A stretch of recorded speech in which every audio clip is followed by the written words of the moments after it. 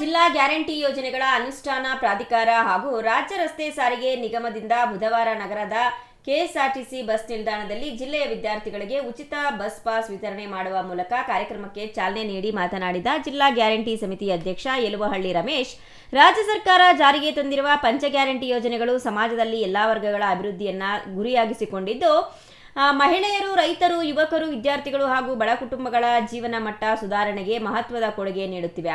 ಈಗಾಗಲೇ ಶಕ್ತಿ, ಗೃಹಲಕ್ಷ್ಮಿ, ಅನ್ನಭಾಗ್ಯ, ಗೃಹ ಜ್ಯೋತಿ ಮತ್ತು ಯುವ ನಿಧಿ ಯೋಜನೆಗಳು ಲಕ್ಷಾಂತರ ಕುಟುಂಬಗಳಿಗೆ ನೇರ ಪ್ರಯೋಜನ ತಲುಪಿಸುತ್ತಿವೆ.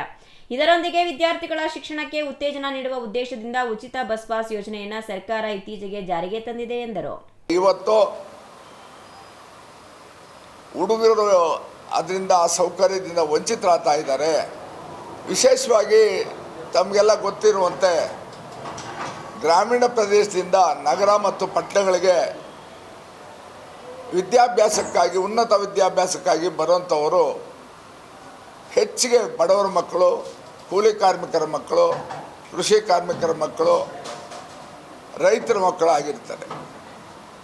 ಅವರು ಹಣ ಕೊಟ್ಟು ಬಸ್ಸಲ್ಲಿ ಟ್ರಾವೆಲ್ ಮಾಡೋಕ್ಕೆ ಟಿಕೆಟ್ ತಗೊಂಡು ಅಥವಾ ಬಸ್ ಪಾಸ್ ಮಾಡಿಸ್ಕೊಂಡು ಪ್ರಯಾಣ ಮಾಡಲಿಕ್ಕೆ ಕಷ್ಟವಾಗಿರ್ತದೆ. ಅವರು ಉನ್ನತ ವಿದ್ಯಾಭ್ಯಾಸ ಮಾಡಬೇಕಾಗಿದ್ದರೆ ಇದೊಂದು ಸರ್ಕಾರದಿಂದ ನಾವು ಅವರಿಗೆ ಒಂದು ಸಹಾಯವನ್ನು ಮಾಡಿದ್ರೆ, ಮಧ್ಯದಲ್ಲೇ ಶಾಲೆ ಬಿಡೋದಾಗಲಿ, ಆರ್ಥಿಕ ಸಂಕಷ್ಟಗಳಿಂದ ಅನೇಕ ಜನ ಮಧ್ಯದಲ್ಲಿ ಶಾಲೆಗಳು ಬಿಟ್ಟುಬಿಡ್ತಾರೆ. ಇದನ್ನೆಲ್ಲ ಮನಗಂಡ ನಮ್ಮ ಕಾಂಗ್ರೆಸ್ ಸರ್ಕಾರದ ಮುಖ್ಯಮಂತ್ರಿಗಳು, ಉಪಮುಖ್ಯಮಂತ್ರಿಗಳು, ಇಡೀ ಸರ್ಕಾರ ಸೇರಿ ಅವರು ಅಧಿಕಾರ ತಗೊಂಡು 3ನೇ ದಿವಸನೇ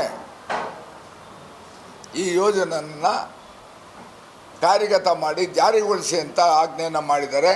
ಶಕ್ತಿ ಯೋಜನೆಯಿಂದ ಮಹಿಳೆಯರಿಗೆ ಸರ್ಕಾರಿ ಬಸ್ಗಳಲ್ಲಿ ಉಚಿತ ಪ್ರಯಾಣ ಸೌಲಭ್ಯ ದೊರೆತಿದ್ದು, ಶಿಕ್ಷಣ, ಉದ್ಯೋಗ, ಆರೋಗ್ಯ ಹಾಗೂ ಸ್ವಯಂ ಉದ್ಯೋಗ ಚಟುವಟಿಕೆಗಳಿಗೆ ಹೆಚ್ಚಿನ ಅವಕಾಶಗಳು ಸೃಷ್ಟಿಯಾಗಿವೆ.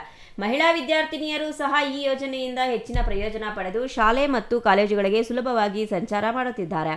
ಇದೇ ಮಾದರಿಯಲ್ಲಿ ವಿದ್ಯಾಭ್ಯಾಸ ಮಾಡುತ್ತಿರುವ ಗಂಡು ಮಕ್ಕಳಿಗೂ ಉಚಿತ ಬಸ್ ಪಾಸ್ ನೀಡುವ ಮೂಲಕ ಅವರ ಶೈಕ್ಷಣಿಕ ವೆಚ್ಚವನ್ನು ಕಡಿಮೆ ಮಾಡಿ ಶಿಕ್ಷಣ ಮುಂದುವರಿಸಲು ಸರ್ಕಾರ ನೆರವಾಗುತ್ತಿದೆ ಎಂದರು. ಜಿಲ್ಲೆಯಲ್ಲಿ ಈಗಾಗಲೇ 7,845 ವಿದ್ಯಾರ್ಥಿಗಳಿಗೆ ಉಚಿತ ಬಸ್ ಪಾಸ್ ವಿತರಿಸಲಾಗಿದ್ದು, ಇನ್ನು ಸುಮಾರು 7,000 ವಿದ್ಯಾರ್ಥಿಗಳು ಈ ಸೌಲಭ್ಯ ಪಡೆಯುವ ನಿರೀಕ್ಷೆ ಇದೆ. ಒಟ್ಟಾರೆ ಜಿಲ್ಲೆಯಲ್ಲಿಯೇ 13,000ಕ್ಕೂ ಅಧಿಕ ವಿದ್ಯಾರ್ಥಿಗಳಿಗೆ ಉಚಿತ ಬಸ್ ಪಾಸ್ ವಿತರಿಸುವ ಗುರಿಯನ್ನ ನಿಗದಿಪಡಿಸಲಾಗಿದೆ. ಅರ್ಹ ವಿದ್ಯಾರ್ಥಿಗಳು ಅಗತ್ಯ ದಾಖಲೆಗಳೊಂದಿಗೆ ಅರ್ಜಿ ಸಲ್ಲಿಸಿ ಈ ಯೋಜನೆಯ ಸದುಪಯೋಗ ಪಡೆದುಕೊಳ್ಳಬೇಕು ಎಂದು ಅವರು ಮನವಿ ಮಾಡಿದರು. ಆ ಒಂದು ಹಿನ್ನೆಲೆಯಲ್ಲಿ ಇವತ್ತು ನಮ್ಮ ಚಿಕ್ಕಬಳ್ಳಾಪುರ ಡಿವಿಷನ್ನಲ್ಲಿ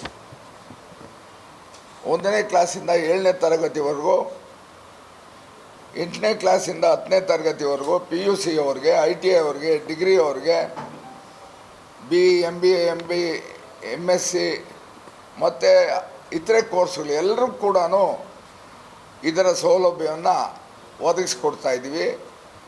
ಈಗಾಗಲೇ ಇದರಡಿಯಲ್ಲಿ 1ರಿಂದ 7ನೇ ತರಗತಿಯವರಿಗೆ SC ST ಮಕ್ಕಳು 150 ಜನಕ್ಕೆ ಉಚಿತ ಬಸ್ ಪಾಸ್ಗಳು ವಿತರಣೆ ಮಾಡಿ ಅವರು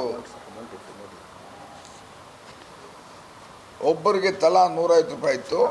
ಜನರಲ್ ಅವ್ರಿಗೆ 750 ರೂಪಾಯಿ ಕಟ್ಟುವಂಥ ತಿಂಗಳಿಗೆ. ಆಮೇಲೆ ಹೆಣ್ಣು ಮಕ್ಕಳಿಗೆ 550 ಕೊಡೋದಿತ್ತು.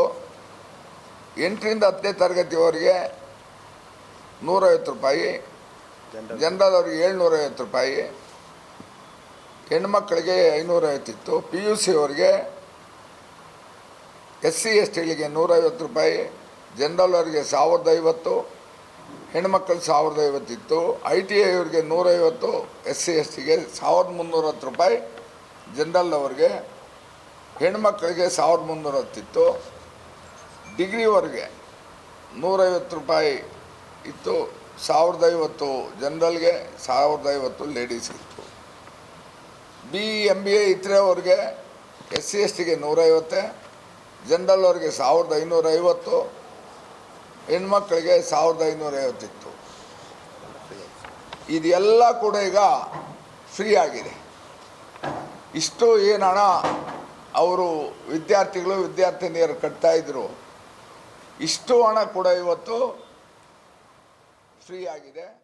ರಾಜ್ಯ ಸರ್ಕಾರದ ಪಂಚ ಗ್ಯಾರಂಟಿ ಯೋಜನೆಗಳ ಮೂಲಕ ಉದ್ದೇಶ ಜನರ ಜೀವನ ನಿರ್ವಹಣೆಯ ವೆಚ್ಚವನ್ನು ಕಡಿಮೆ ಮಾಡುವುದು, ಕುಟುಂಬಗಳ ಆರ್ಥಿಕ ಸ್ಥಿರತೆಯನ್ನು ಹೆಚ್ಚಿಸುವುದು ಹಾಗೂ ಶಿಕ್ಷಣ ಮತ್ತು ಉದ್ಯೋಗಕ್ಕೆ ಉತ್ತೇಜನ ನೀಡುವುದಾಗಿದೆ. ವಿದ್ಯಾರ್ಥಿಗಳಿಗೆ ಉಚಿತ ಬಸ್ ಪಾಸ್ ನೀಡುವುದರಿಂದ ದೂರದ ಗ್ರಾಮಗಳಿಂದ ಶಾಲೆ ಮತ್ತು ಕಾಲೇಜುಗಳಿಗೆ ಸಂಚರಿಸುವ ವಿದ್ಯಾರ್ಥಿಗಳ ಮೇಲಿನ ಆರ್ಥಿಕ ಹೊರೆ ಕಡಿಮೆಯಾಗಲಿದ್ದು, ಶಿಕ್ಷಣದಿಂದ ಯಾವುದೇ ವಿದ್ಯಾರ್ಥಿ ವಂಚಿತರಾಗದಂತೆ ನೋಡಿಕೊಳ್ಳುವಲ್ಲಿ ಈ ಯೋಜನೆ ಮಹತ್ವದ ಪಾತ್ರ ವಹಿಸಲಿದೆ ಎಂದರು.